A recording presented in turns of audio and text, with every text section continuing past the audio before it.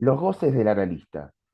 Un tema que efectivamente da cuenta de una complejidad, y no prefiero únicamente una complejidad conceptual, que de hecho la tiene, una complejidad conceptual, sino también de una complejidad en relación a posiciones diferentes que generan, plantean un debate que creo que es claramente relevante.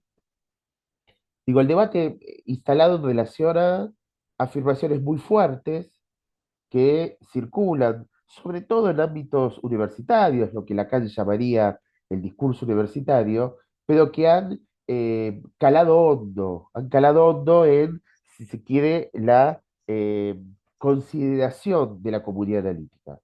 Afirmaciones fuertes como, por ejemplo, el analista es una función. Claro que el analista es una función, no hay dudas de esto, el analista opera en la dirección de la cura en tanto una función que, entre otras cosas, lo que genera es el sostenimiento de la transferencia y la intervención sobre lo simbólico y la posibilidad de operar justamente a nivel del significante. Sí, el analista es una función, pero no es solo una función. Y ahí es donde empieza la cuestión que podemos situar como debate. El analista que sea función no significa que totalice en lugar de la función. O sea, el analista es función, estamos de acuerdo. Pero además de ser función, el analista es soporte material de una existencialidad. O sea, somos, no hay modo de esquivar esto. Somos, en tanto posición de analista, una materialidad existente ahí, a la par, juntos, con la subjetividad analizante. El analista, además de ser función, también es el soporte materialidad, el soporte material de su, cuando digo material, es la materialidad del ser, es soporte material de su propia existencialidad. Y por lo tanto, también sujeto ahí, también encarnadura subjetiva ahí. Y esto nos encuentra con otra afirmación también fuerte, así como decíamos recién, la afirmación de que el analista sea función, entonces no es solo función, no estoy invalidando la afirmación, estoy diciendo que la estoy notodizando, no todo función. El analista, la afirmación también se repite mucho entre los pasillos universitarios, pero que esto cala profundo en la comunidad analítica, también se repite mucho, el analista no es un sujeto, el analista no es el sujeto ahí. Sí, claro, en algún momento el analista no debiera ir al lugar del sujeto y entonces todo el esfuerzo, el manejo de la transferencia, con todo el esfuerzo y el trabajo que implica, de no ser sujeto ahí. Lo que no significa que no lo sea y que justamente el trabajo que tiene que poder hacer el analista es poder pensar lo que de sujeto aparece ahí para poder con eso saber hacer en la transferencia. A ver, lo digo de manera más sencilla. No hay modo que el analista no sea también una subjetividad. No hay modo que el analista no esté ahí también como subjetividad.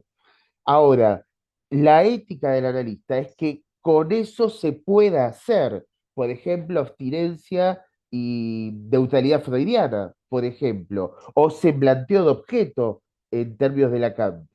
Pero lo que implica es que el analista también es subjetividad.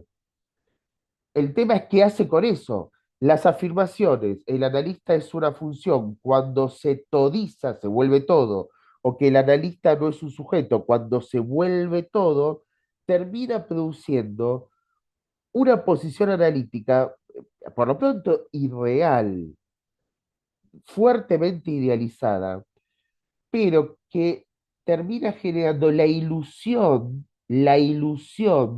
de que podría haber una función descarnada, una función sin neurosis, una función que a mí me gusta llamar una entelequia angelizada, no una entelequia angelizada, como si hubiera una especie de ser espiritual que interviene interpretando un sueño, como si no hubiera soporte material existencial de una subjetividad RCI que también está ahí, además del analizante. que tiene por justamente posición ética que poder hacer con eso, que poder saber, poder hacer con eso. Algo que justamente es necesario que pueda pensarlo para poder justamente saber hacer con eso. Lamentablemente son muchos los analistas, quizás por esto que les vengo diciendo de que es muy de los pasillos del discurso universitario, pero que caló profundo en la comunidad analítica, y también porque hay orientaciones de escuela, hay escuelas, orientaciones de escuela que fogonean esta cuestión, lo que terminan haciendo es excluyendo la subjetividad RCI del analista por no querer enfrentar un debate que es necesario, por no poder situar una necesaria reflexión del analista sobre su condición RCI en tanto subjetividad, terminan excluyendo la corporeidad del analista. La excluyen, se excluye, queda fuera, la excluyen. Junto con la corporalidad, bueno, van un montón de cosas. La neurosis del analista, sus síntomas, los goces, que es lo que vamos a tratar de pensar a partir de este video inicial. Pero ya sabemos el destino, lo que sucede cuando alguien excluye. La exclusión tan cercana a la forclusión, no vamos a entrar en ese debate justamente ahora, la exclusión de lo que sea produce como retorno lo real de eso, ¿no? Retorna como real. El esfuerzo que hacen muchos, discurso universitario y algunas orientaciones de escuela, por exagerar la ilusión de que el analista pudiera ser una suerte de entelequia angelical que solo opera como función, que no habría nada de sujeto ahí, como si fuera la condición ideal, produce finalmente el retorno del cuerpo del analista desde lo peor, o produce el retorno de la neurosis del analista desde la peor versión. Que un analista pueda situar lo que habría de subjetividad para justamente trabajarlo en su propio análisis, en supervisión, en reflexiones, para que pueda trabajarlo, garantizaría el sostenimiento de una ética. La ética del analista, la ética del psicoanálisis, no es excluir el RCI del analista, no es excluirlo, es en realidad poder incluirlo para que sea trabajado, para que sea situado, pensado, ubicado y finalmente trabajado en el análisis del analista, en sus análisis de control o supervisiones, en algunos espacios conceptuales de reflexión, para que un analista pueda pensarse RCI en la dirección de la cura que, que sostiene. Lamentablemente son muchos los analistas que barren debajo de la alfombra todo lo que tiene que ver con su soporte material, la existencialidad RCI de la subjetividad del analista, la barren debajo de la alfombra como si en realidad no pudiera notarse la suciedad de la neurosis del analista. Cuando en realidad barrer debajo de la alfombra lo único que produce es el retorno de lo peor. Justamente lo que se excluye retorna en su forma peor. De lo que se va a tratar es de intentar situar, bancar la mugre que hay que pensar en lugar de barrerla debajo de la alfombra. La mugre, la suciedad, la neurosis. Porque una analista, en tanto soporte material existencial de una subjetividad que necesariamente es RCI, como verán, estoy situando esta lectura que hago de los goces del analista a partir de la última incidencia de Lacan, que el analista sea RCI, y entonces soporte material de una subjetividad que en tanto existente finalmente anuda RCI,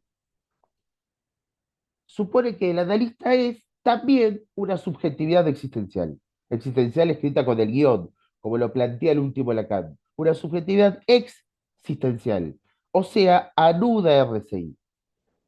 poder situarlo permite poder comenzar a saber hacer con eso. Ahora, dentro de esto, porque ¿qué sería el soporte material que un analista es? Incluye el cuerpo y sus vicisitudes. Un analista no se extrae el cuerpo y lo cuelga en el perchero al iniciar la consulta y entra al consultorio, como esto que decía recién, como una entelequia angelizada, como si perdiera el cuerpo al pasar por la puerta de un consultorio, ¿no? A ingresar, como si se desmaterializara. No, el analista también es cuerpo y sus vicisitudes. Un cuerpo que está bien, sano o enfermo, un cuerpo con molestias, un cuerpo con dificultades, un cuerpo que se vuelve muy resistencial a veces, un cuerpo que quizás hasta opera favorablemente otras, un cuerpo que abraza y acerca, un cuerpo que se distancia y produce acto con eso. Hay acto de acercarse, hay acto de distanciarse. Dependerá de la singularidad de cada caso, pero el analista también es cuerpo y sus vicisitudes y opera también con ese cuerpo, no solo como una función. Pero además de eso, el analista es el despliegue de una neurosis, porque si no fuera neurosis, entonces lo peor. Si un analista no fuera neurosis, porque claro, estas voces que idealizan al analista, y que dicen el analista es una función, el analista no es sujeto, el analista no tendría neurosis, sería, pero si no hay neurosis, entonces ¿qué? Que el analista sea neurosis, y esto estaba muy claro tanto en Freud como en Lacan, digo, el analista es una neurosis que además tiene que trabajarla. Freud decía, tiene que hacer análisis, incluso Freud decía, tiene que hacer análisis y después de un tiempo volver a hacer otro análisis. O sea que el analista, en Freud, también esto está muy claro en Lacan, era el reconocimiento de la propia neurosis. No era un analista que ya no tiene neurosis. Porque si no hubiera neurosis, entonces la perversión, entonces la psicosis. A lo que me refiero es situar la neurosis del analista para que el analista pueda llevarlo a su propio análisis, trabajarlo en su análisis suficientemente y volver a trabajarlo, como decía Freud, cada tanto volver a comenzar un análisis, supone que un analista que se sitúa en su neurosis acepta, alcanza, encuentra las coordenadas de castración necesarias para sostener una dirección de la cura en coordenadas de neurosis. Porque si no es lo peor, es un analista devenido quizás en posición perversa. Tantas veces se ve la crueldad de muchos analistas o en posiciones psicóticas, las locuras de muchos analistas. Entonces, un analista es el cuerpo y sus vicisitudes, pero también es el despliegue de una neurosis. En el mejor de los casos, es, debida poder ser, el despliegue de una neurosis trabajada en un análisis, pero no agotada, porque no hay superación de la posición neurótica. No hay fin de análisis que supere la posición neurótica. Lo que hay es un fin de análisis que, como dice Lacan, sabe hacer con el santón de esa neurosis, o que atraviesa el fantasma no desprendiéndose del fantasma, sino sabiendo hacer con el fantasma. Y Freud lo ubica muy claro, el análisis es terminable, interminable. Interminable significa que la neurosis va a seguir estando ahí. Un analista que finaliza su análisis es un analista que sigue siendo neurótico. En todo caso, a esa neurosis la trabajó suficientemente. Cuerpo y sus vicisitudes, un analista despliega una neurosis. Pero también el analista es la repetición de un fantasma. No nos sacamos ni el cuerpo al entrar al consultorio, tampoco superamos nuestras neurosis, pero además no eliminamos el fantasma. El fantasma continúa en su repetición.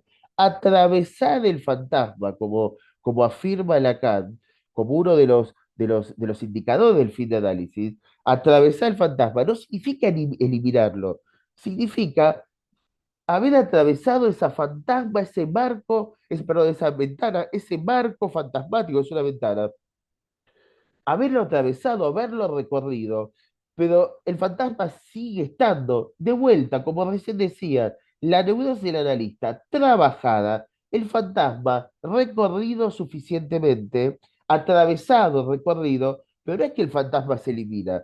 El analista sigue siendo el fantasma que lo constituye. En todo caso, sabe hacer diferente, sabe hacer distinto con eso. Hasta incluso puede ser operativo del análisis mismo. El analista puede finalmente operar también con coordenadas que son propias de su fantasma. Si es que lo trabaja suficientemente. Esta idea de que un analista en el fin de análisis resolvió la neurosis y ya no es neurosis, resolvió el fantasma, ya no hay más fantasma, se puede sacar del cuerpo y se vuelve una especie de ángel espiritual que entra a un consultorio. Esa idea altamente idealizada, lo único que produce es un analista que barre debajo de la alfombra la miserabilidad de su propia neurosis, en lugar de trabajarla, lo que significaría lo peor, porque quien trabaja ingresa a la dirección de la cura advertido de su propio soporte material existencial subjetivo.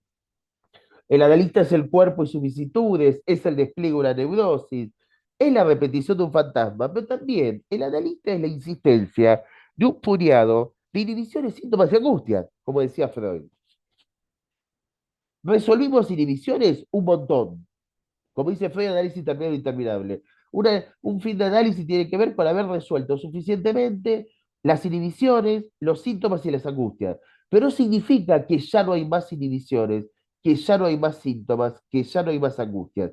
Es no solamente altamente idealizante eso, de que un analista finalice y ya no tiene más síntomas, o ya no tiene más angustias, ya no tiene más inhibiciones. No solamente es una idealización eh, eh, eh, eh, fortísima, sino que es ridículo.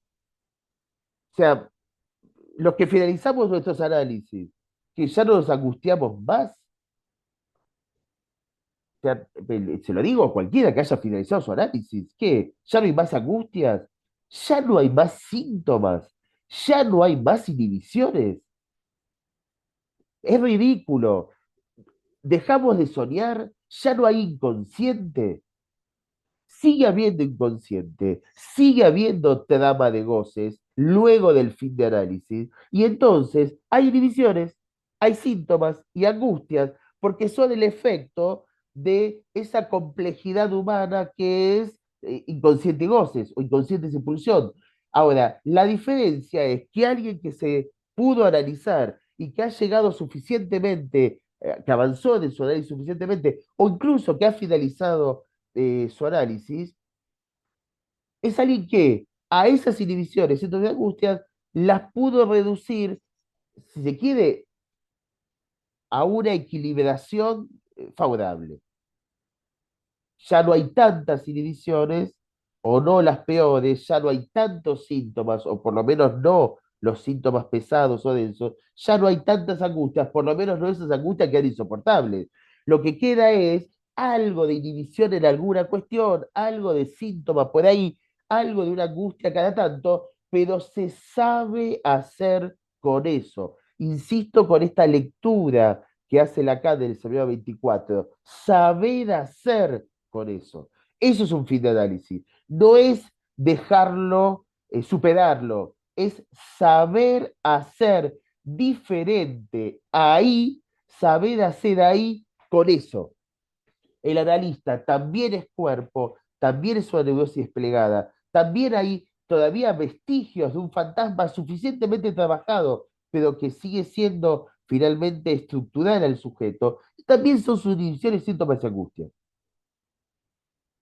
Barrer debajo de la alfombra, excluir esto, es que esto retorne de peor manera. Un analista que dice, yo no tengo fantasma, ya lo superé en mi análisis, el fantasma le retorna todo el tiempo en los análisis que conduce. Un analista que dice, yo ya no me angustio nunca más en la vida porque hice mi análisis, la angustia le va a retornar de cualquier otra forma, ¿no? De cualquier otra forma le va a retornar, incluso en las direcciones de la cura que conduce. Poder incluir el soporte material de la existencialidad subjetiva del analista permite trabajarlo, estar advertido de eso, saber hacer con eso, y hasta incluso si se lo trabajó suficientemente en un análisis, hasta se puede incluso operar con eso, intervenir con eso. De entre las cuestiones, que ahí abrí un campo muy amplio, de entre las cuestiones que tienen que ver con el soporte material de una subjetividad que es el analista, hay una que me interesa por lo menos de manera inicial, los goces del analista. Así como decía al principio, las afirmaciones, ¿no? El analista no es sujeto, el analista es solo una función, porque podemos agregar, el analista no tiene cuerpo, porque es solo función. Dentro de estas afirmaciones también está otra afirmación muy fuerte, que es el analista no tiene goce, como si pudiera haber una subjetividad que no está atravesado por la trama de goces, por la trama gramatical de sus goces. Toda subjetividad, y el analista no dejó de ser nunca una subjetividad, está atravesada por una trama gramatical de goces.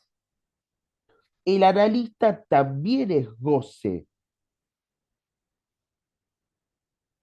Estas frases tan idealizantes, entonces el analista no tiene goce, es tan idealizante que lo único que genera es la exclusión permanente de una temática que en realidad es inherente al análisis. Si yo digo no tengo goces y voy a la consulta con mis pacientes diciendo no tengo goce, no tengo cuerpo, soy solo una función, no hay nada real, soporte material, no hay nada de RCI en mí, soy solamente una entelequia que está ahí, los goces se hacen un festín. Perdón si lo dije de manera muy coloquial. Los goces rompen la escena analítica y aparecen ahí. De hecho, seamos honestos con lo que estamos intentando pensar, ¿cuántas experiencias conocemos de goces que irrumpen, que han roto la escena analítica? Goces de crueldad, goces de acumulación de dinero, goces sexuales que han irrumpido en la escena analítica, porque son analistas que efectivamente no han pensado que los goces también estaban ahí. ¿No? Hasta denuncias, ¿no? Goces sexuales de analistas que efectivamente, ¿qué les pasa ahí? Les pasa que aparece el goce. Ahora, el tema es que ese goce aparece de la peor forma porque no han podido pensarlo, situarlo, trabajarlo, hacer algo con eso en los espacios que debían hacerlo. O el goce de la crueldad. Analistas que efectivamente tienen intervenciones que lastiman, lesionan a la subjetividad analizante. Intervenciones que son del orden de la crueldad, que arrojan a los pacientes, a los analizantes, a algo del orden del dolor, no el dolor que debía trabajarse, el dolor que se produce muchas veces en analistas que no advertidos de sus goces terminan gozando en la sesión analítica o con sexualidad o con crueldad. Ni hablar, que creo que es el más común, el goce del analista cuando va a la acumulación de dinero. Estamos en tiempos difíciles, de una complejidad que supone la dificultad con el dinero, la trama, si quiere, del discurso capitalista y sus estragos. Ahora hay analistas que pareciera que olvidan algo de esto y lo único que pretenden es la acumulación permanente de dinero, como si en realidad no tuvieran castración ahí. Y el goce aparece, acumulación de dinero, una sexualidad que rompe la escena analítica, una crueldad que termina lesionando a la subjetividad. Los goces finalmente aparecen. Poder pensar los goces del analista significa poder situar un reconocimiento de los goces que intervienen para poder trabajarlo. Pero además, también poder situar que los goces son en plural, no hay un único goce. Y esto está fuertemente marcado en Freud, que que las pulsiones son una tensión entre Eros y Tánatos, que no es cierto que para Freud haya una única pulsión, y que para también Lacan, a partir del seminario 20, lo que conocemos como la última enseñanza de Lacan, también los goces son una tensión. No es cierto que hay un único goce. Finalmente Lacan va a situar un goce fálico, si se quiere, como en cierta sintonía con lo que Freud llamó eros o pulsión de vida, que es el goce que entra en la significación fálica y por lo tanto del principio del placer. Hay goce fálico y hay otro goce, un goce que va más allá del principio del placer. En términos freudianos, se acerca a lo que Freud ubica. Es un goce que tiene que ver con el vaciamiento del falo, con la pérdida, finalmente con la castración. Hay una tensión de goces tanto en Freud como en Lacan. También el analista va a tener esa tensión de goces. Y el analista va a tener goces fálicos que pretenden el despliegue de un principio del placer, de un eros, de una acumulación, pero también están conectados con la vida, con el placer, con todos esos goces, pero también va a tener otro goce que tiende al vaciamiento, a la pérdida, que también a veces tiende al dolor, pero que también puede tender ir más allá del falo. O sea, goces, uno y otro, no moralizados, no se trata de una moral del goce, se trata de advertir qué habría de goce fálico en el analista y qué tiene que trabajar el analista sobre sus goces, qué tiene que trabajar, qué tiene que poder pensar, pero también qué de esos goces interviene en la dirección de la cura, incluso a favor, por ejemplo, del goce fálico, pero también del goce otro. ¿Qué cosa el analista con goce otro tiene operativo para trabajar en la dirección de la cura? Porque el analista también es goce, goce otro, y qué de eso debiera trabajar. Los goces del analista, para poder pensarlos, hay figuras de goce del analista en Freud. Por ejemplo, cuando Freud habla de la persona del analista, cuando Freud habla de la persona del analista, está hablando del soporte material, RCI, de esa subjetividad que es analista. Y después, claro que Freud avanza sobre poder pensar los goces que el analista soporte, neutralidad y abstinencia son goces que el analista soporta en la dirección de la cura.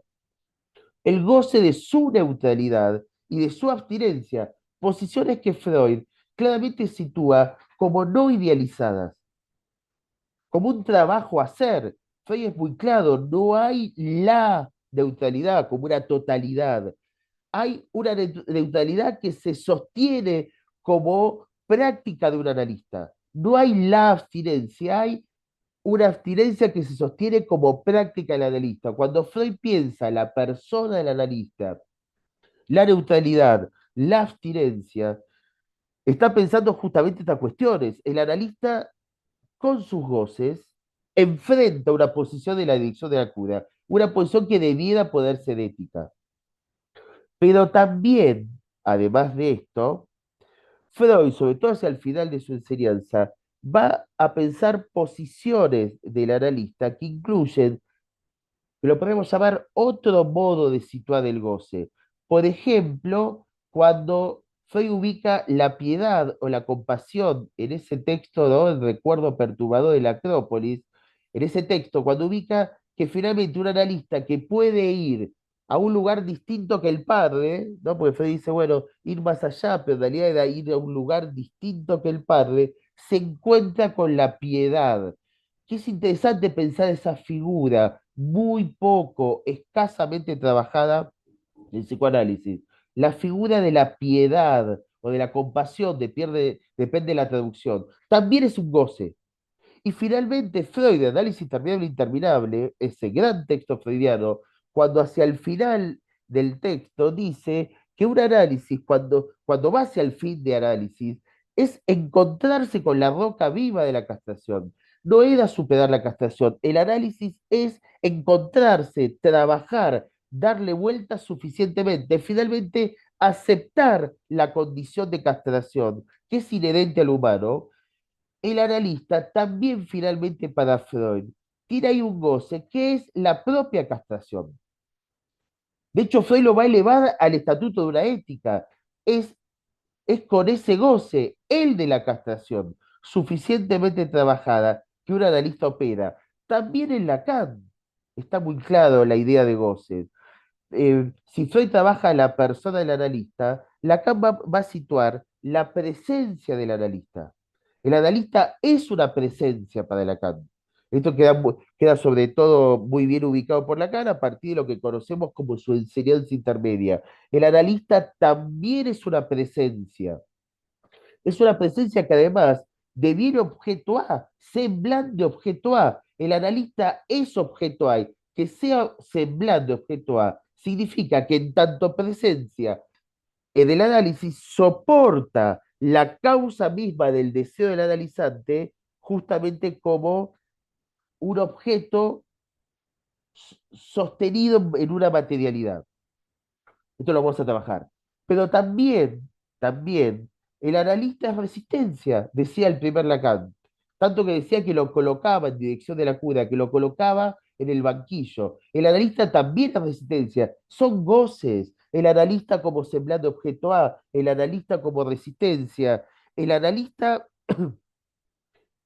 como, bueno, algo que va a ubicar Lacan, el analista que va al lugar de la castración. Esto lo va a ubicar en el semillero 20 con la fórmula de la sexuación. El analista va al lugar de la castración, no solamente al lugar del objeto como causa. O sea, el analista va al lugar de la castración como soporte mismo de una ética del análisis. Similar a lo que dice Freud, del semillero 24, en realidad en una conferencia en Bruselas que da a la altura del siglo XXIV, que se llama Palabras sobre la histeria, Lacan va a hablar de el goce con la castración, no de la castración, que es una sutileza, pero muy interesante para pensar como que en Freud estaba el goce de la castración, en tanto es alcanzada en el análisis del analista, y Lacan va a poder pensar un goce con esa castración, ¿no? Con esa castración, que termina finalmente siendo operador en la dirección de la cura. Esto también lo vamos a trabajar. Y otra figura del goce en Lacan, que está en el texto Televisión, que dice que el goce del analista descarida, que es el goce del santo. Es el goce del santo que descarida, no hace caridad, se vacía. Utiliza la figura de San Francisco de Asís para dar cuenta de esto, dice que el goce del analista es el goce del santo, que es el que permite que el análisis no devenga discurso capitalista. Lo ubica en televisión, en el texto de televisión. También el goce del el goce que ubica el Lacan, por ejemplo, en el Seminario 20, que es el goce del místico, también acerca al analista al goce místico. O sea, el analista es goces. No podría ser de otra forma, porque el nudo amor, goce y deseo supone que un analista tiene deseo analista, Lacan lo deja muy en claro en dirección de la cura, hay deseo analista, hay un amor de analista que genera todo lo que implica la complejidad de la transferencia. También hay goce de analista, porque amor, goce y deseo son un nudo indisoluble, es un nudo borromiano, amor, goce y deseo de analista.